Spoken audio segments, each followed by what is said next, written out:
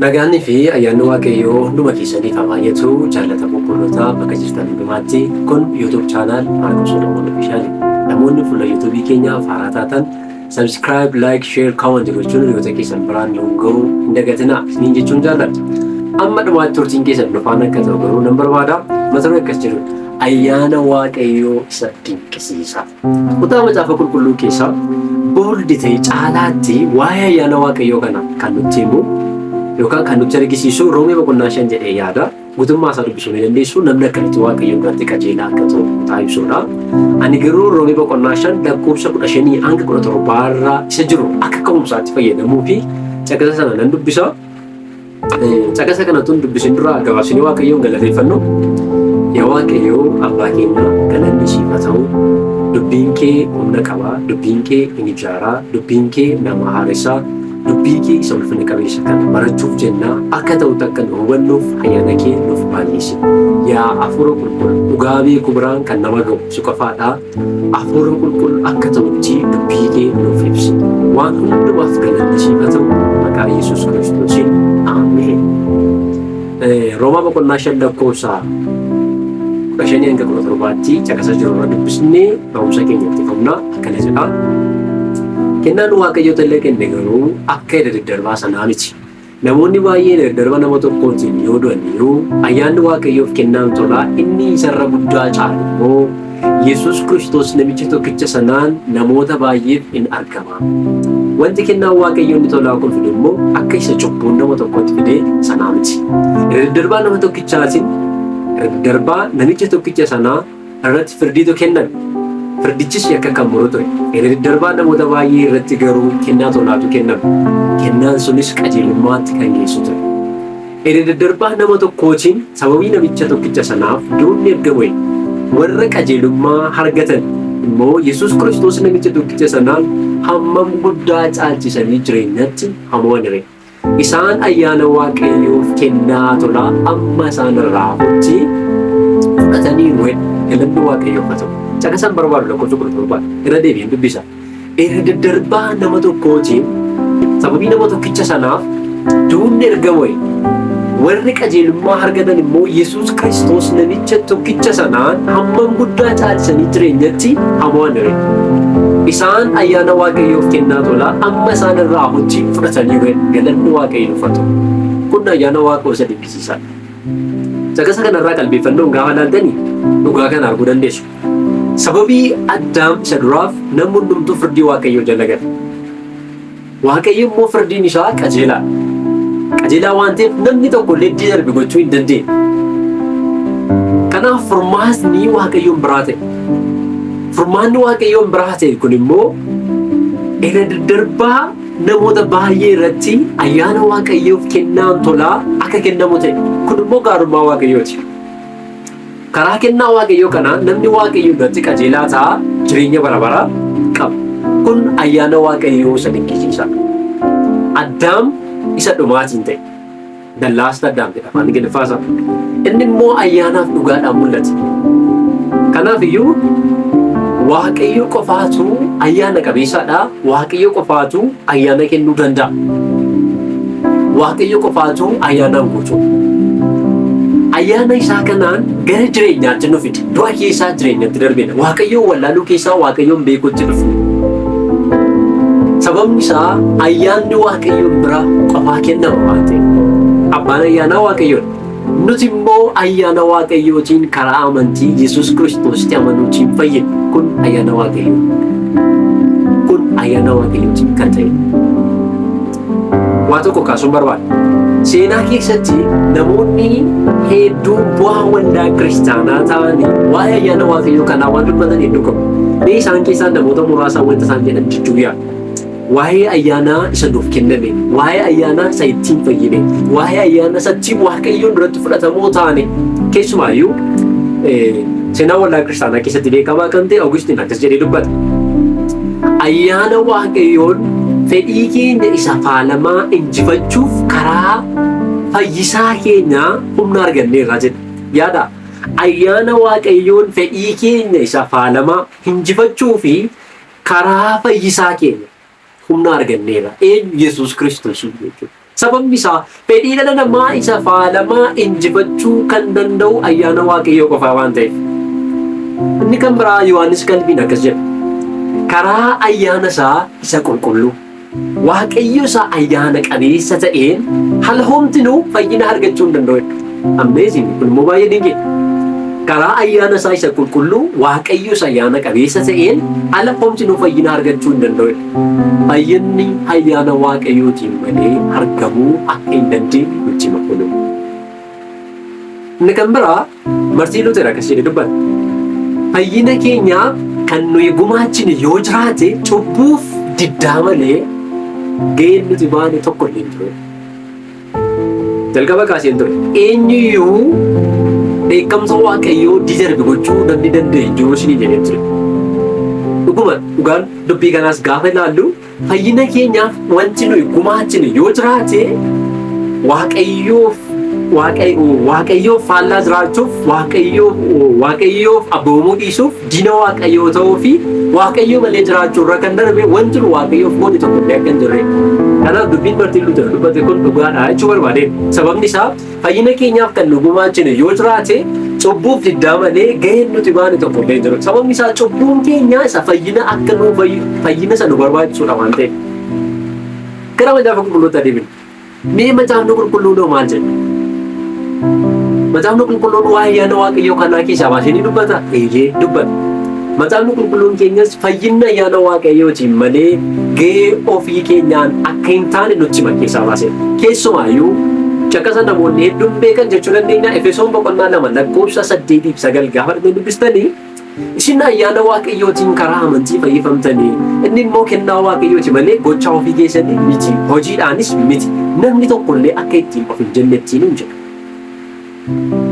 Maaliif yoo jenne fayyinni jalqabaa hanga dhumaatti hojii Waaqayyoon hojjetame, hojii ayyaana Waaqayyootiin ta'u. Dhugaan kun immoo hojiin fayyinaa nuuf hojjetame keessatti Waaqayyoo ulfina kennuu akka nu dandeessu nu taasisa. Sababni isaa hojii fayyinaa nuuf godhame keessatti kirediitii hundumaa kan fudhatu Waaqayyoodha malee eenyuun miti waan ta'eef. Kuni barsiisa macaafa qulqulluu isa hundee amantii keenya irratti jabaate yookaan bu'uureffamedha. Isa nuyi irratti bu'uureffamee jirudha. Sababni isaa hojiin fayyina nuuf ta'e addunyaa kanarratti hojii fayyinaa kan nuuf hojjete garuu Yesuus Kiristoos ilma Waaqayyoo qofadha. Kanaaf Waaqayyo immoo karaa fayyinaa nu jalqabsiisee erga jedhee odii isteeppii ta'e tokko deemnee sana booda ofii keenya akka nuti guunnu godhatu hin taane gargaarsa ayyaana isaatiin hanga dhumaatti akka nuuf hin baanu nu taasisa. Sababni isaa fayyinni jalqaba hanga dhumaatti iyyuu hojii Waaqayyoon hojjetamedha waan ta'eef. Hojii guddaan kun Waaqayyoo maan jalqabame jireenya keenya keessatti karaa ayyaana Waaqayyoon hojjetaa isumaanis fiixaan kan baafamudha. Kun macaafa qulqulluun keenyaa dhugaa kana nu deeggera waan ta'eef. Macaafni qulqulluun akka barsiisutti barsiisa macaafa qulqulluutti gaafa dhugaa saaman Filiphos 1:6 gaafa dubbistanii Waaqayyo inni hojii gaarii isin keessatti jalqabee amma guyyaa Kiristoos Yesuus deebi'ee dhufutti fiixaan akka baasu nan amanaa jedha Phaawulos waldaa Filiphos gaafa kadhate. Maaliif jennaan hojii gaariin addunyaa kanarraa dhala namaa fayyisuu danda'u tokko illee hin jiru.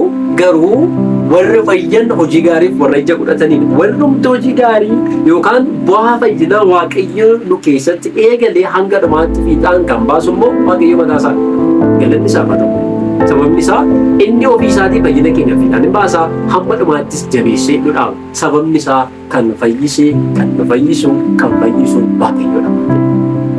Egaa fayyinni hojii Waaqayyoon raawwatame qofadha. Kana jechuun fayyinni Waaqayyoon jalqabame nuyi kan xumuramu miti. Fayyinni jalqabaa hamma dhumaatti hojii dinqisiisaa ayyaana Waaqayyoon ta'e Waaqayyoon biraa kan fudhate. Macaafni qulqulluun keenya akkas jedha. Macaafa Faarfannaa 3:8 gaafa dubbistanii gargaarsi Waaqayyoon bira jiraata. Eebbi kee saba kee irraa jiraatudha. Afaan Ingiliffaasaa salvation belongs unto the Lord, the blessing is upon the people. Fayyinumti keenya mataan isaayyuu eenyuun biraati? Waaqayyoon biraa akka ta'edha. Kanaafiyyuu jalqaba hanga dhumaatti kan Waaqayyoo hojjetudha jechuu keenya. Keejii biraa dubbisuu dandeessu amma. Egaa jalqaba hanga dhumaatti ayyaana Waaqayyootiin fayyinni waan ta'u yoo ta'e wanti nuuf gatii qabu wanti nu hubachuu qabnu fayyina Waaqayyo nuuf hojjete kan irra amantiin gargaarsa ayyaana Waaqayyootiin irraa adeemuu jiraachuu isatti boqochuu isa wajjin hariiroo sirrii qabaachuun immoo jireenya amanaarraa barbaachisa. Egaa ayyaana Waaqayyoo isa dinqisaa jenneera. Ayyaanni Waaqayyoo dinqisiisaan kun hojii furee Yesuus Kiristoosiin kan mul'ate yookaan Waaqayyoon biraa kan ta'edha. Egaa waa'ee ayyaana Waaqayyoo kanarratti maal gochuu hin qabnu? Ilaalcha akkamii akka qabaannuuf ayyaana Waaqayyoo maal gochuu hin qabnu waa'ee ayyaana Waaqayyoo irratti? Wanti nu hubannoo keenya sirreessuu qabnu maal isa jedhuuf tokko ayyaana Waaqayyoo gatii dhabsiisuu hin qabnu. Sababni isaa Phaawulos ergaa isaa warra Galaatiyaaf barreesse boqonnaa 2:21 irratti akkas jedhee dubbata. Wanta caaffata qulqullaa'aa irratti caafamee jiru akkas jedha. Ani ayyaana Waaqayyoo gatii hin dhabsiisu. Namni qajeelaa ta'ee lakkaa'amuun seeraan utuu ta'ee yoos Kiristoos akkasumaan du'e kaa'edha. Yaada namni fuula Waaqayyootti qajeelaa ta'uu kan danda'u hojii ayyaana Waaqayyootiidha malee karaa seeraatiiti. Yoo dhuguma karaa seeraatiin namni fuula Waaqayyootti qajeelaa ta'a taanaan immoo Yesuus du'umsaa akkasumaan immoo waan ta'u hin qabu. Kanaaf namni fuula Waaqayyootti qajeelaa kan ittiin taane ayyaana Waaqayyooti. Kanaaf ayyaana Waaqayyoo gatii dhabsiisuu hin qabnu. Inni kan biraa qabxiin nu hubachuu qabnu lammaffaa irratti ayyaana Waaqayyoo eenyummaa ayyaana Waaqayyoo nu jiraachisu jiraachuu qabna malee ayyaana Waaqayyoo akka waan eeyyama cubbuu ta'etti yaaduu hin qabnu. Tasumayyuu macaafni qulqulluun kana hin eeyyamu hin deeggarus. Sababni isaa macaafni qulqulluun keenya Tiitoo boqonnaa 2:12 gaafa dubbistanii akkas jedhee dubbata. Ayyaanni Waaqayyoo kunis nuyi Waaqayyoon malee jiraachuu qajeelaa biyya lafaa saamaa gannee bara kana keessatti of qabuutti qajeelatti namoota Waaqayyoo taanee akka jiraannuuf gorsee gara gaariitti nu deebisa. Eenyummaa ayyaanni Waaqayyoo jiraachuu jiraanna malee faallaa eenyummaa ayyaana Waaqayyoof hin malle jiraannee ayyaana Waaqayyoo gatii dhabsiisuu hin qabnu. Sababni isaa yeroo baay'ee ayyaanaan fayyina jennee dubbachuun akka waan akka ta'etti ilaalama keessumaa biyya kana keessatti. Sababni isaa ayyaanaan fayyuun gadhiisitti jiraachuudha jedhanii yaadu namoonni wanna macaafa qulqulluu hin qabu. Garuu macaafni qulqulluun keenya ayyaanaan fayyuun ulfina Waaqayyoof jiraachuu Waaqayyoon beekutti guddachuu akka ta'e nutti hima malee Waaqayyoon faallaa jireenya jibbisiisaa Waaqayyoo keessaa nu baase keessatti akka nu deebisuuf yoomiyyuu hin jajjabeessu. Sababii namoonni ayyaana Waaqayyoon fayyuun gadhiisitti jiraachuudha jedhanii immoo ayyaana Waaqayyoon fayyuu keenya haaluu hin dandeenye. Sababni isaa ayyaana gooftaa keenya Yesuus Kiristoosiin fayyuun keenya beekamaadha. Macaafni qulqulluun illee kana dubbata. Ayyaanni kennaa Waaqayyoo isa dinqisiisaa nama hin malleef akkasitti tola kennamedha. Nama jalqabayyuu darbe gochuu hin dandeenyeef Waaqayyoon biraa tola kan kennamedha waan ta'eef jechuudha. Akka namoonni jedhan sana miti jechuudha waan ayyaanni Waaqayyoo. Ayyaanni nuti ittiin fayyine baay'ee gati jabeessadha, baay'ee qaalii. Waaqayyoon biraa qofa kan kennamu, Waaqayyoon biraa qofa kan argamu. Tasumayyuu cubbuu fayyama kan hin kennine, tasumayyuu jireenya Waaqayyoo hin barbaanneef kan hiyyamu miti. Ayyaana Waaqayyoo biraa nuuf kenname irraa kan ka'e ittumaayyuu cubbuutti jiraachuu otoo hin taane qajeelummaaf ija godhachuuf cubbuu jalaa du'uu akka qabnu nu irraa sabachaa. Kunis immoo qulqullummaaf akka nuti jiraannu, qulqullummaaf akka nu ija godhannu, ayyaana isaattis akka dhamaannu, ayyaana isaatiinis akka jiraannu nutti hima. Keessumaayyuu Roomaa boqonnaa 6:3 dubbii jiru dubbisuun gaarii ta'a. Akkas jedha Phaawulos. Bu'aa dhagna keessanii mi'a jalaa gochuudhaaf harka cubbuu jala hin galchinaa. Garuu akka namoota warra du'a keessaa bahanii jireenya argatanii. Garuu maaliif akka namoota warra du'a keessaa bahanitti jireenya argatanitti Waaqayyoof of kennitanii bu'aa dhagna keessanii mi'a qajeelinaa gochuudhaaf harka Waaqayyoo jala of galchan. Yaada nama du'a keessaa bahee yaada du'a keessaa bahee booda jireenya isa du'aa keessaa bahee booda kan inni jiraatu isa du'aa isa kaase qofaaf jechuudha jechuudha karaa kan biraa. Waaqayyoof ulfina kennuuf jiraachuu akka qabnu macaafni qulqulluun keenya nutti hima ta'e. Inni kan biraa wanti nu gochuu hin qabne waa'ee ayyaana Waaqayyoo irratti hubachuu qabnu jedhee yaadu qabxii sadaffaan keenya hojii gaarii hojjechuu dhiisuu hin dandeenye. Yeroo baay'ee fayyinni hojii gaariitiin miti. Hojiin gaariin fayyina argamsiisuu danda'u addunyaa kanarras hin jiru. Dhalli namaa hojii gaarii qabaatee Waaqayyoon irratti qajeelaa ta'uu danda'us hin jiru. Garuu namni Waaqayyoon irratti qajeelaa ta'eef namni karaa Yesuus Kiristoosiin Waaqayyoo irraa araara argate hojii gaarii hojjechuu dhiisuu hin danda'u. Sababni isaa macaafni qulqulluun keenya akkasuma jedha. Waaqayyoo akka akeeka isaa isa gaariitti hojjechuudhaaf fedha akka qabaataniif akka hojjettaniifis isin gidduutti hojjeta. Hojii gaarii nuti hojjennu iyyuu akka fedhaaf akeeka Waaqayyootti kan ta'edha malee hojii gaarii hojjechuu dhiisuu kan nu dhorku miti jechuudha. Keessumaayyuu Filiiphoos boqonnaa 2:13 irraa arguu dandeessu. Hojii gaarii dhala namaa fayyisuu danda'u garuu tokko illee hin jiru. Namni amane garuu hojii gaariin ija eenyummaa fayyina isaatiiti. Kana jechuun waan fayyineef hojii gaarii hojjenna malee fayyina argachuuf hojii gaarii hojjenna miti. Fayyina argachuuf hojii gaarii hojjenna taanaan hojii gaariin nu fayyisa jennee akka nu yaadnu kun immoo faallaa macaafa qulqulluu akka nu taanu nu taasisa. Egaa hojii gaarii hojjechuuf haaraa taane waan dhalanneef karaa Yesuus Kiristoosiin hojii gaarii hojjechuu garuu dhiisuu hin dandeenye. Warri maal ta'an? Warri itti amannee warri fayyine. Keessumaayyuu Efesoon boqonnaa 2:10 gaafannee dubbisnu bu'uurumti fayyuu keenyaa ulfina Waaqayyoof ta'uu biratti dabalatee nuyi hojii harka isaatiitidha. Hojii gaarii isa Waaqayyoo duraan dursee qopheesse keessa akka deddeebinuuf karaa Kiristoos Yesuus uumamneedha. Kanaafiyyuu hojii gaarii hojjechuu qabna jechuudha. Uumamni keenya inni haaraan lammaffaa inni dhalanne inni nu ilmaaniif ijoollee Waaqayyoo taane gargaarsa ayyaana Waaqayyootiin hojii gaarii nurraa mul'achuu danda'u qaba. Bartoota gooftaa ta'uu keenya nu biratti jaalalli isaa nu gidduutti mul'achuu akkasumas immoo ija baay'ee godhachuutiin mul'achuu danda'u qaba. Inni kun immoo Waaqayyoon isin gammachiisa. Waaqayyoon gammachiisuuf immoo lafa kanarra jirra waan ta'an keessumaa nuti warri fayyinee jechuudha. Egaa kun wanta nuti hubannoo dogoggoraa qabaachuu hin qabnu wanta immoo gochuu qabnu kan isiniin jedhee waa'ee kanaa waa'ee ayyaana Waaqayyoo isa dinqisaa kanaa. Egaa wanti nu gochuu qabnu waan tokko yeroo baay'ee ayyaanaan fayyinee ayyaanaan deddeebina ayyaanaan jira. Exactly dhugaa macaafa qulqulluu dubbatu. Sababni isaa jalqaba hanga dhumaatti wanta ayyaana Waaqayyootiin ta'udha malee wanta ofii keenyaan tokko illee hin jiru waan ta'eef. Egaa maal gochuu qabna? Yoo ayyaanni Waaqayyoo akka kana ta'e ayyaanni Waaqayyoo eenyummaa nama jiraachisu kana ta'e ilaalchi nu waa'ee ayyaana Waaqayyoof qabnus kana yoo ta'e egaa maal gochuu qabna? Tokko isa duwwaa beeku. Egaa macaafa qulqulluu keessaa Filiiphoos boqonnaa 3:7 dubbisee baay'ee ture. Isa duwwaa beeku kan jedhu garuu baay'ee ajaa'ibsiifadha. Akkas jedha. Amma garuu Kiristoosiif jedhee wanta bu'aa naaf qaba ture hundumaa akka waan gatameetti lakkaa'eera. Dhugumayyuu gooftaa koo Kiristoos Yesuusiin beekuu hundumaarra waan caaluuf ani waan hundumaa akka waan gatameetti nan lakkaa'a. Kiristoosiin bu'aa koo godhachuudhaaf kun hundinuu anaaf waan gatame ta'eera. Akka kosiittis isa lakkaa'eera. Kanaanis an kan Kiristoos ta'e argameera. Egaa qajeelummaan koo isa seera eeguudhaan argamu utuu hin ta'in isa Kiristoositti amanuudhaan argamudha. Qajeelummaan kun Waaqayyoon biraa hin dhufa, amantiirras hin dhaabbata. Kanaafis isa duwwaa beeku, humna du'aa ka'uusaa mi'eeffachuu, dhiphina isaarraa du'a isaarraas hirmaachuu nan barbaada. Warra du'an keessaa kaafamuu biras nan ga'a jedhee aggaama jedha. Galanni Waaqayyoof haa ta'u. Phaawulos gabaabsee maal jedhaa? Isa duwwaa beeku. Maaliif jennaan? Kiristoosiin beekuu wanti caalu hin jiru. Waan hundumaa dhiisuu kan nuti dandeenyu yoo amma Yesuusiin beekaa deemnu. Jireenya gooftaaf jiraachuu kan dandeenyu amma isa hubachaa isa beekaa deemnu.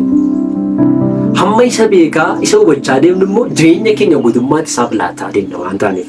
Kanaaf Phaawulos kanaaf isa duwwaa beekuu humna du'aa ka'uusaarraa mi'eeffachuu dhiphina isaarraa hirmaachuu du'a isaarraa hirmaachuu nan barbaada. Warra du'an keessaa kaafamuu biras immoo nan ga'a jedhee nan ga'a jedhee kan inni kaasuuf kun kan inni ta'uu danda'u Kiristoosiin beekuudha. Isa duwwaa beekuudha. Inni kan biraa wanti nu gochuu qabnu inni lammaffaa jaalala isaa mi'eeffachuu. Jaalala isaa mi'eeffachuu gaafa jennu Waaqayyoon jaallachuu jechuudha. Waaqayyoon jaallachuu kan nu dandeessisu karaa hafuura qulqulluu Waaqayyo jaalala isaa garaa keenya keessatti waan dhangalaaseef Waaqayyoon jaalladhu. Kanaaf Waaqayyoon kan nuti jaalladhu taayimii nuti tolu qofaa taayimii nu mijatu qofatu hin taane yeroo hundumaa konsiistaansii itti fufiinsaan gooftaa jaallachuun nurraa eegama. Sababni isaa nama jaallattan tokko wajjin ta'uu akkuma barbaaddan gooftaa dhuguma jireenya keessan keessatti yeroo moosiftan waa'ee ayyaana Waaqayyoo gaafa dinqisiifattan jaalalli isin gooftaaf qabdan dabalaa mi'eeffachaadha kan inni adeemu jechuudha. Kanaaf kana gochuutu nurraa eegama. Jaalala isaa mi'eeffachuutu nurraa eegama. Sababni isaa nuyi warra gaarummaa Waaqayyoo mi'eeffate nuyi warra araara Waaqayyoo mi'eeffatedha waan taaneef. Inni kan biraa wanti nu gochuu qabnu sadaffaa irratti araara isaaf Waaqayyoon galateeffachuu qabna. araara isaaf Waaqayyoon galateeffachuu gaafa jennu kunis yeroo hundumaa akkuma isa jaallannu yeroo hundumaa immoo araara Waaqayyoof gaarummaa Waaqayyoof nu fayyisuu Waaqayyoof kan gooftaa ta'uu keenyaaf yeroo hundumaayyuu isa galateeffachuu jechuudha. Kun yeroo hundumaa araara Waaqayyoo nu baay'ateef, ayyaana Waaqayyoo nu baay'ateef, gaarummaa gooftaan nutti argisiiseef, jireenya gooftaan nuuf kenneef, kaayyoo gooftaan itti nu waameef yeroo hundumaa galateeffachuu, yeroo hundumaa araara isaa yaadachuu, yeroo hundumaa gaarummaa isaa qofa ilaaluu jechuudha. Kana kan dabalatu kana gochuutu nurraa eegama. Inni kan biraa poointiin dubbadheedha warfafaa irratti wanti nu gochuu qabnu waa'ee gaarummaa fi ayyaana Waaqayyoo kanaaf gaarummaa isaa isa dinqisiisaa labsuu. Kana jechuun namoota hanga ammaatti Yesuusin hin beekne hundumaatti jechuudha. Araara Waaqayyoo samiyeeffannoo kana, gaarummaa Waaqayyoo samiyeeffanne kana, jaalala Waaqayyoo samiyeeffanne kana walumatti qabnee gaarummaa Waaqayyoo dinqisiisaa akka ta'eef namoota Yesuus Kiristoosin hin beekneef Yesuus Kiristoosin akka fayyisaaf gooftaa lubbuu isaanii taasisanii hin simanneef immoo maal gochuu qabna? Gaarummaa Waaqayyoo isa dinqisiisaa kana labsuu qabna. Araara qabeessummaa isaa, jaalala ta'uu isaa, jireenya ta'uu isaa, dhugaa ta'uu isaa immoo akkuma kana himuun immoo warra ayyaana Waaqayyoo mi'eeffate irraati kan eegamu. Egaa ayyaana Waaqayyoo isa dinqisiisaa kan jedhu waliin ilaallee jirra. Dhugumayyuu ayyaanni Waaqayyoo dinqisiisaan baay'ee dinqisiisaadha. Ayyaana Waaqayyoo isa dinqisiisaa kanaaf Waaqayyoon galateeffachaa sababni isaa namni Waaqayyoon duratti qajeelaa ta'uu kan danda'u karaa ayyaana Waaqayyootiin qofadha. Fayyinnis ayyaana Waaqayyootiin amanuu qofaan kan argamudha. Waaqayyo immoo ayyaanaan guutuudha. Waaqayyo immoo abbaa ayyaanaan. Waaqayyo immoo isa ayyaanni bira jirudha. Ayyaana isaan jiraannaa inni ayyaana isaan nuuf baay'isuun immoo galmaan nu ga'a.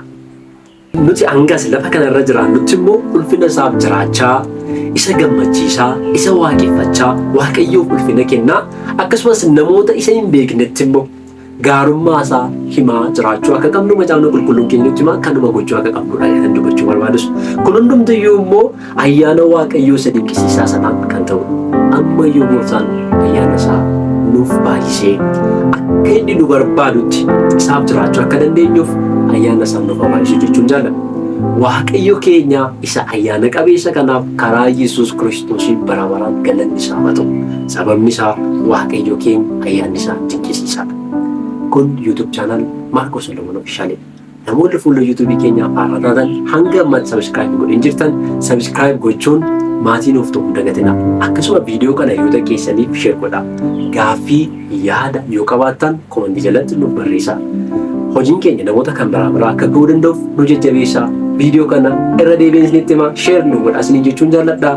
Ulfaadhaa Waaqayyo isin haa eebbisu. Waaqayyo keenya isa ayyaanaan guutuu ayyaana qabeessa isaaf galanni bara baraa haa ta'u. Shalom.